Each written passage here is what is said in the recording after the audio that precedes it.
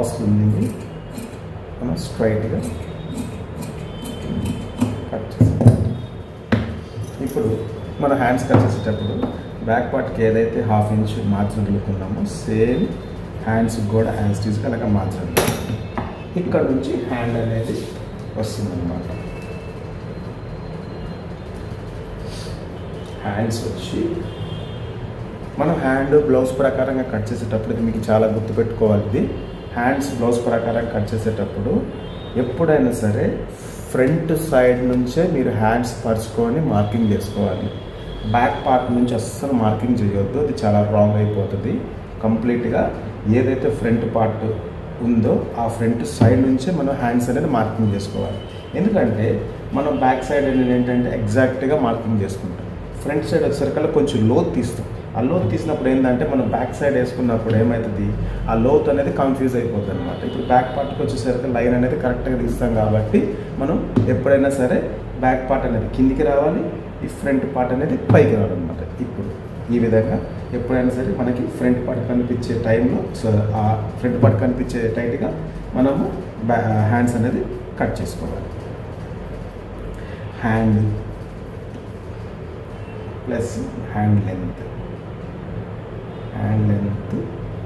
Exact చూసారు కదా, నేను ఎక్కడైతే మార్కింగ్ చేసిన లైన్ ఆ లైన్ మీదనే హ్యాండ్స్ పెట్టేసి మార్కింగ్ చేస్తున్నాను. హ్యాండ్ లెంత్కి ఒక మార్కింగ్, హ్యాండ్ లూజ్కి ఒక మార్కింగ్, ఓకే, ప్లస్ ఆర్మ్ హోల్కి ఒక మార్కింగ్. Arm whole okay. ఇంకోటి ఏంటంటే ఆర్మ్ హోల్స్ మనం ఇలా షేప్ తీస్తాం కదా, బ్లౌజ్ ఉంది కాబట్టి బ్లౌజ్ ప్రకారంగానే మనం ఫాలో అయిపోతాం. బ్లౌజ్ ఉంది కాబట్టి ఈ బ్లౌజ్ బ్యాక్ సైడ్ ఏదైతే స్టిచ్చింగ్ వేసి ఉంటుందో ఆ స్టిచ్చింగ్ని ఫాలో అయిపోతుంది. ఫాలో అయితే మనకు ఆ షేప్ అనేది ఎగ్జాక్ట్గా వచ్చేస్తుంది అనమాట. ఓకే, ఈ షేప్ అనేది ఎగ్జాక్ట్గా వచ్చేస్తుంది. మనం ఓన్గా క్రియేట్ చేయాల్సిన అవసరం కూడా లేదు. మనకి ఏంటంటే బ్లౌజ్ ప్రకారంగా హ్యాండ్ అనేది ఈ విధంగా మార్కింగ్ చేస్తాం. ఇప్పుడు మనం రౌండ్ షేప్ అనేది నీట్గా డ్రా చేసేది. ఇంకొకటి ఏంటి, ఈ సైజ్ కరెక్ట్గా వచ్చిందా లేదా మళ్ళీ ఒకసారి చెక్ చేసుకోవాలి. ఇక్కడ నుంచి కొంచెం పైకి ఎక్కింది కాబట్టి ఈ లైన్ అనేది కరెక్ట్. ఎందుకంటే 2-3 సార్లు చెక్ చేసుకోవాలి. ఎందుకంటే కొలత బ్లౌజ్ కంటే కూడా మెజర్మెంట్ తగ్గించేసేవాళ్ళకి మళ్ళీ ప్రాబ్లం అవుతుంది అనమాట. కింద లైన్ రాంగ్ అయింది, అందుకోసమే ముందు 2-3 సార్లు చెక్ చేసుకోవాలి. ఓకే, ఇప్పుడు ఈ డాట్స్ అన్ని కలుపుకుంటూ ఒక లైన్ ఒక గీసేది.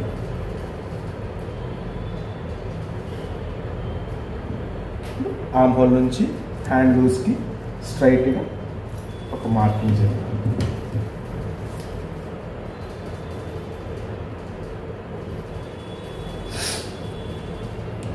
ఆర్మ్ హోల్ నుంచి హ్యాండ్ లూజ్ వరకు స్ట్రైట్గా ఒక మార్కింగ్, ప్లస్ మార్జిన్కి ఒక మార్కింగ్.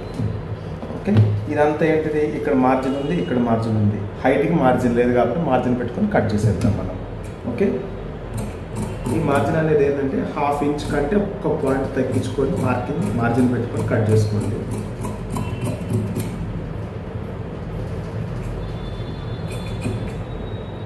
ఇక్కడ హ్యాండ్ లెంత్ దగ్గర కాట్, ఆర్మ్ హోల్ దగ్గర కాట్, హైట్ దగ్గర కాట్. ఇప్పుడు మనం షేప్ తీస్తాం ఫ్రంట్ సైడ్కి. షేప్ తీసేటప్పుడు ఏంటంటే ఇక్కడ నుంచి ఇక్కడికి ఒక 2 ఇంచెస్ గ్యాప్ తీసుకొని ఇక్కడ నుంచి ఈ విధంగా షేప్ తీసుకోవాలన్నమాట. సరే కదా, 1/2 ఇంచ్ వరకే ఉండాలి, అంతకంటే ఎక్కువ ఉండకూడదు. ఓకే, మనం షేప్ తీసిన చోట కాట్ తీసేస్తాం, కాట్ పెట్టాలి. హ్యాండ్స్ రెడీ అయిపోయినాయి. ఓకే, హ్యాండ్స్ అయితే రెడీ అయిపోయినాయి. చూసారు కదా, కొలత బ్లౌజ్ ప్రకారంగా హ్యాండ్ బ్యాక్ పార్ట్ వచ్చేసింది, హ్యాండ్స్ వచ్చింది. ఇప్పుడు మనం ఫ్రంట్ పార్ట్కి వెళ్ళిపోతాం.